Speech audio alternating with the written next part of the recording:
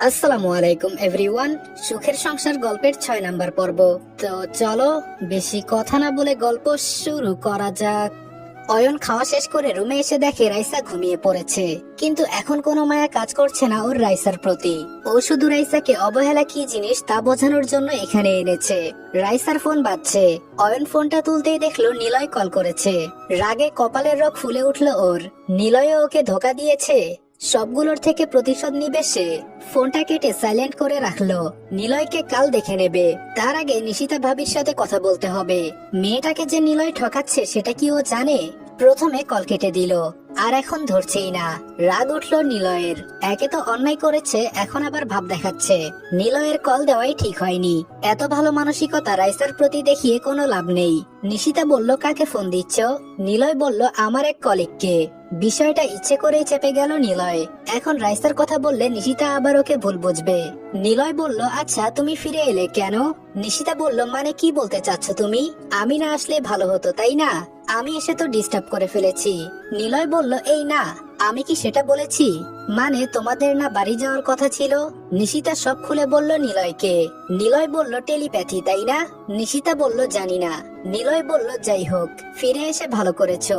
আর কোথাও তোমাকে যেতে দিচ্ছি না আমি। নিশিতা বলল, হুম। আচ্ছা রাইসা আপু কোথায়? নিলয় বলল, জানি না। ওর কথা বলো না তো প্লিজ। নিশিতা আর কিছু বলল না। একটু পরে ঘুমিয়ে গেল।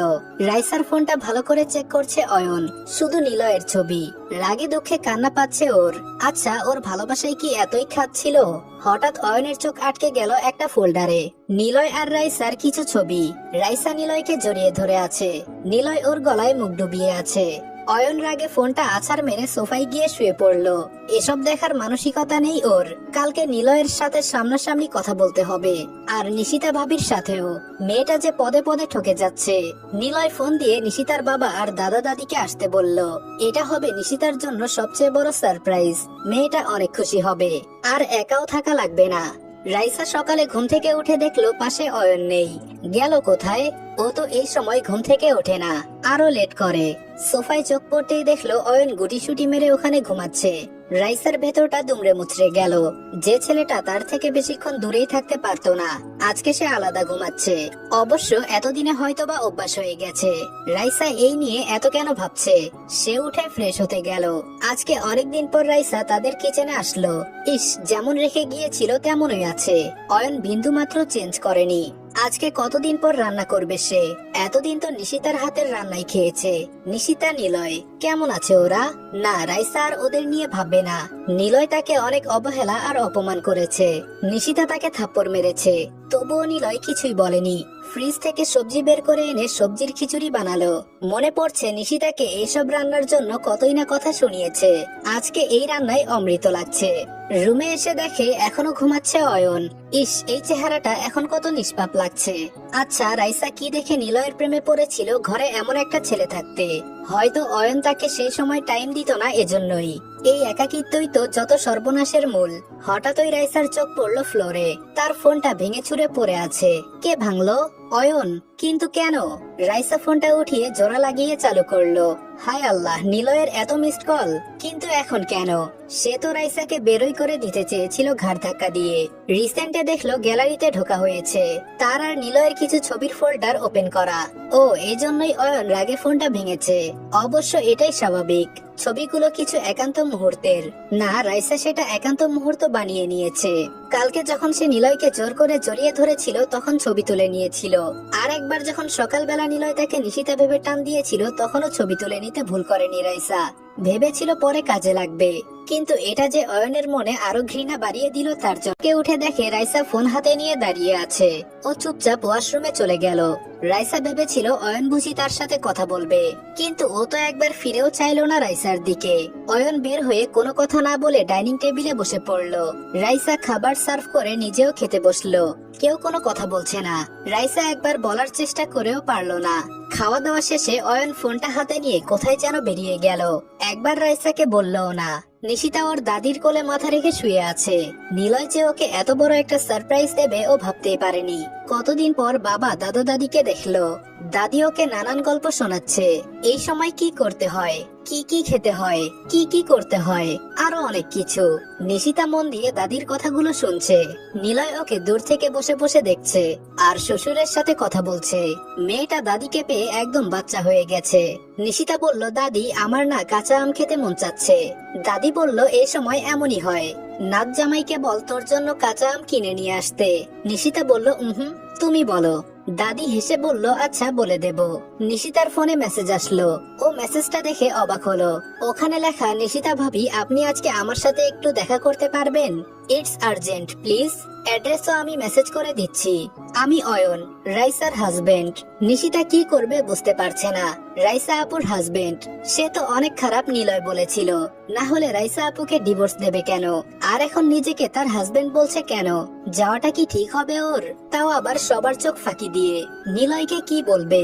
অয়ন মেসেজে অ্যাড্রেসও সেন্ড করে দিয়েছে। আচ্ছা যে দেখি উনি কি বলতে চান। কিন্তু এখন ও যাবে কি করে? রাইসা আজকে শেষবারের মতো নিলয়ের সাথে দেখা করতে চায়। সে সব ক্লিয়ার করতে চায়। জিজ্ঞেস করতে চায় যে তার মাঝে এমন কি নেই যেটা নিশিতার মাঝে আছে। কেন তাকে এভাবে প্রত্যাখ্যান করা হলো? আর এখন তো অয়ন তাকে অ্যাভয়েড করছে। রাইসার সহ্য হচ্ছে না সেটা। সে নিলয়কে মেসেজ করে নিজের বাড়িতে আসতে বলল। অয়ন তো নেই। এখন ওই বেস্ট সময়। নিলয় গল্প করছিল সবার সাথে, তখন ওই রাইসার মেসেজ আসলো। নিলয়ের মুখের হাসি চলে গেল। আজকে তো রাইসাকে সে খুনই করে ফেলবে। না, মাথা ঠান্ডা রাখতে হবে। আজকে রাইসার সাথে সব বুঝে পুরে নেবে কেন সে এমন করলো। নিশিতাকেও বলবে, তবে এখন না। ওর এই খুশির সময়টা নষ্ট করতে চায় না নিলয়। যা বলার এসে বলবে। নিশু আমার একটা কাজ আছে, আমি আসছি। নিশিতা বলল, আচ্ছা কিন্তু তাড়াতাড়ি আসবে। দাদি বললেন, আরে শোনো না জামাই, আমার নাতনির জন্য কাঁচা আম নিয়ে আসবে। নিলয় হেসে বলল, আচ্ছা দাদিমা। তারপর বের হয়ে গেল। নিশিতা দেখলো এটাই মোক্ষম সুযোগ। নিলয় আসার আগেই অয়ন ভাইয়ের সাথে দেখা করতে হবে, তারপরে ওকে সব বলা যাবে। নিশিতা রেডি হয়ে নিল। তারপর ডাক্তার দেখানোর নাম করে বের হয়ে আসলো। ওর বাবা সাথে আসতে চেয়েছিল, কিন্তু নিশিতা সামলিয়ে নিয়েছে। একটা রেস্টুরেন্টে অয়ন আর নিশিতা বসে আছে। সবটা শোনার পর নিশিতা থ হয়ে গেছে। নিলয় এত বড় ধোকা ওকে দিতে পারলো? এতদিন শুধুই নাটক করেছে। না, নিলয় এমন করতেই পারে না। নিশিতা বলল, আপনার কোথাও ভুল হচ্ছে ভাইয়া। নিলয় শুধু আমাকে ভালোবাসে। উল্টো রাইসা আপুই তো নিলয়ের কাছে আসার জন্য জোরাজোরি করেছিল। অয়ন বলল, আমি জানতাম ভাবি আপনি এমনটাই বলবেন। নিলয়ের প্রতি আপনার ভালোবাসা দেখে আমি মুগ্ধ। কিন্তু ভাবি তালি এক হাতে বাজে না। আপনাকে বিশ্বাস করানোর জন্য আমি কিছু ছবি এনেছি, এই যে দেখেন। অয়ন রাইসার ফোন থেকে আগেই ছবিগুলো নিয়ে রেখেছিল। নিশিতা ঘামতে শুরু করেছে ছবিগুলো দেখার পর। মাথা ঘুরে পড়ে যেতে গেলে অয়ন ধরে ফেললো। গাড়িতে বসিয়ে পানি খেতে দিল। ভাবি আপনি আমার বাসায় চলেন, ওখানে সব বলা যাবে। আপনাকে মেডিকেল ট্রিটমেন্টও দিতে পারবো। নিশিতা কিছু বলার অবস্থায় নেই, তাই অয়ন আর দেরি না করে ড্রাইভ করা শুরু করলো। নিলয় রাইসাদের বাসায় যে কলিং বেল দিতে রাইসা দরজা খুলে দিল। তারপর কিছু না বলে সোফায় যেয়ে বসলো। নিলয়ও তার পিছু পিছু গিয়ে বসলো। রাইসার চোখে মুখে চিন্তার ছাপ, যেন খুব গভীর কিছু নিয়ে ভাবছে। নিলয়ই প্রথমে শুরু করলো, বলো কেন ডেকেছো?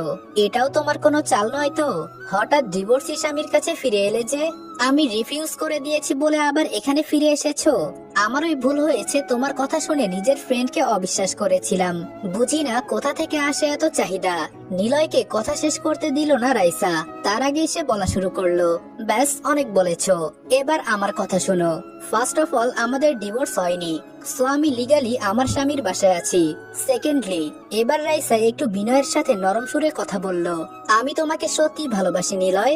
নিলয় বলল, আবার সেই এক কথা। রাইসা পাগলকে বোঝালেও সে বুঝবে, কিন্তু তুমি বুঝবে না। স্বামী স্ত্রীর সম্পর্ক এত ঠুনকো না যে বাইরের কেউ সেটা নিমিষে ভেঙে দেবে। আল্লাহ ঠিক করে রেখেছেন এই সম্পর্ক। তোমার এসব অপবিত্র বাসনা এই সম্পর্কে স্থান পায় না। আগে জানলে কোনোদিন তোমাকে আশ্রয় দিতাম না। আরে একটা আশ্রিতার এত কিসের ভাব? নিলয়ের এসব অপমানে রাইসার বুক ফেটে কান্না আসছে, তবুও সেটা নিজের মধ্যেই দাফন করে রাখলো।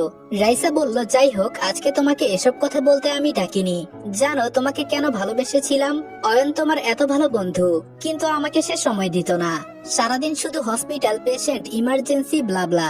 আমি কি করেছি, আমি কি খেয়েছি, এসব নিয়ে ওর কখনো খেয়ালই থাকতো না। হ্যাঁ, আমাকে কোনো অভাবে রাখেনি, কিন্তু একটা কথা কি জানো? টাকা দিয়ে ভালোবাসা কেনা যায় না। দায়িত্ব এক জিনিস আর ভালোবাসা আরেক জিনিস। সেই সময় তোমাকে মনে ধরেছিল আমার, ভেবেছিলাম তোমার সাথে পৃথিবীর সবচেয়ে বেশি সুখী হব, তাই এত আয়োজন করে এত সব করা। কিন্তু দেখো সেই তুমিও আমাকে এত কথা শোনালে, ভালোবাসা পেলাম না আমি, পরিবার তো ছিলই না কখনো। জানি তোমাকে পাওয়ার পথ বলছিল, কিন্তু ভালোবাসা না। কান্না করতে করতে বলল রাইসা। নিলয়েরও মায়া হলো, মেয়েটা বড্ড ভালোবাসার কাঙাল, তাই সেটা পাওয়ার জন্য ন্যায় অন্যায় দেখেনি। ও রাইসার পাশে যেয়ে বসলো, নরম সুরে বলল, শোনো রাইসা, অয়ন যে তোমাকে ভালোবাসে না তা না, ও তোমাকে অনেক ভালোবাসে। একজন ডক্টরের সর্বপ্রধান দায়িত্ব হচ্ছে মানুষের সেবা করা। যখন কেউ অসুস্থ হয় তখন কোনো ডক্টর বসে থাকতে পারে না, তাকে ছুটে যেতেই হয়। আরো এত পরিশ্রম কার জন্য করছে? শুধু তোমাকে সুখে রাখার জন্য। জানো, ও প্রায়ই আমার কাছে তোমার ব্যাপারে গল্প করত। ছেলেটা কত ভালোবাসে তোমাকে চিন্তা করো। হ্যাঁ, তোমার যদি সত্যি কোনো সমস্যা হচ্ছিল তবে তোমার এটা নিয়ে ওর সাথে আলোচনা করা উচিত ছিল। সংসারে দুইজনকেই কনসিডার করতে হবে, তাহলেই সংসার সুখের হবে। রাইসা কেঁদেই যাচ্ছে, কাঁদতে কাঁদতেই বলল, কি কিন্তু এখন তো ও আমাকে। নিলয় বলল, হ্যাঁ বলো। রাইসা বলল, ও আমাকে ঘৃণা করে। এর বেশি আর কিছু বলতে পারলো না রাইসা। তার মুখ দিয়ে হঠাৎই রক্ত বের হওয়া শুরু করলো। নিলয় তো অবাক, হঠাৎ করে ভালো মেয়েটার কি হলো? রাইসা, এই রাইসা, চোখ খুলো, কি হয়েছে তোমার? রাইসা কথা বলতে পারছে না, তবুও চেষ্টা করছে। নিলয়, আমার টিউমার। কথা শেষ না করে সে অজ্ঞান হয়ে গেল। নিলয় রাইসাকে সোফায় শুইয়ে দিল। ও বুঝতে পারছে না কি করবে, কাউকে বলেও আসেনি। অয়ন তো বোধহয় নেই। নিশিতা এখন একটু সুস্থ হয়েছে। অয়ন গাড়ি পার্ক করে ওকে নিয়ে বাসায় ঢুকতে দুজনে থমকে দাঁড়ালো। দুজনে একে অপরের মুখ চাওয়াচাওয়ি করছে। নিলয় এখানে, কিন্তু ও না বলেছিল কাজ আছে। আর রাইসার সাথে কি করছে ও? তবে কি অয়ন ভাইয়া ঠিকই বলেছিল? মনে হাজারটা প্রশ্ন ঘুরছে নিশিতার। অয়ন রাগের চোটে ধেয়ে গিয়ে নিলয়কে মারার জন্য হাত উঠাতেই রাইসার দিকে চোখ পড়লো। ওর নাক মুখ দিয়ে অনবরত রক্ত বের হচ্ছে। অয়ন যেন সব হুঁশ হারিয়ে ফেলেছে। সব বাদ দিয়ে রাইসার কাছে বসে পড়লো। এই স্নো হোয়াইট, কি হয়েছে তোমার? রাইসা, কথা বলছো না কেন? অয়ন প্রায় কেঁদে দেবে এই অবস্থা, কিন্তু ডাক্তার হওয়ার সুবাদে ওর এরকম পরিস্থিতি সামাল দেওয়ার অভ্যাস আছে। রাইসা বলল, অয়ন, আমার আর বেশি সময় নেই। অয়ন বলল, এই পাগলি, কি বলছো এসব? ফালতু কথা বললে মার একটাও মাটিতে পড়বে না বলে দিলাম। রাইসা এই অবস্থায়ও হাসলো। অয়ন দ্রুত ওকে কোলে নিয়ে গাড়িতে বসিয়ে দিল। নিলয় একবার যেতে চেয়েছিল, কিন্তু অয়নের অগ্নিদৃষ্টি দেখে সেই সাহস আর হয়ে ওঠেনি। তখনই নিলয়ের খেয়াল হলো অয়নের সাথে না নিশিতা ছিল। ও কোথায়? নিলয় আশেপাশে সব জায়গা খুঁজলো, নিশিতা কোথাও নেই। অয়ন পাগলের মতো কান্না করছে, সাথে ড্রাইভ করছে। রাইসা আধো আধো চোখে ওকে দেখছে। ইস, এই প্রথমবার সে অয়নের ভালোবাসা উপলব্ধি করতে পারছে। আগে কেন পারলো না? অয়ন তো জানেই না তার টিউমার আছে, জানলে বোধহয় মরেই যেত। নিশিতা চোখ মুছছে আর হাঁটছে। না, ফিল্মের মতো সে দৌড়ে অ্যাক্সিডেন্ট করেনি। আজকে যা দেখলো তারপর আর নিলয়ের সাথে থাকার কোনো মানেই হয় না। নিশিতা তার বাচ্চাকে নিয়ে একাই বাকি জীবনটা পার করে দেবে এই সিদ্ধান্ত নিয়েছে। কিন্তু সে একা একা থাকবে কি করে? একটা আশ্রয় লাগবে, সাথে লাগবে টাকা, আরো কত কিছু। বাচ্চাটাকেও তো মানুষ করতে হবে, কত দায়িত্ব তার। নিলয়ের মনে চলছে নিশিতা অয়নের সাথে কি করছিল। এই অবস্থায় ওভাবে ওর বের হওয়া কি ঠিক হয়েছে? কিন্তু মেয়েটা গেল কোথায়? ওয়েট, ও নিলয় আর রাইসাকে দেখে উল্টাপাল্টা কিছু ভাবেনি তো? তাহলে তো সর্বনাশ। নিলয় দ্রুত বাসায় চলে গেল। রাইসার কি হলো সেটাও জানতে হবে। সবকিছু কেমন যেন এলোমেলো হয়ে গেছে।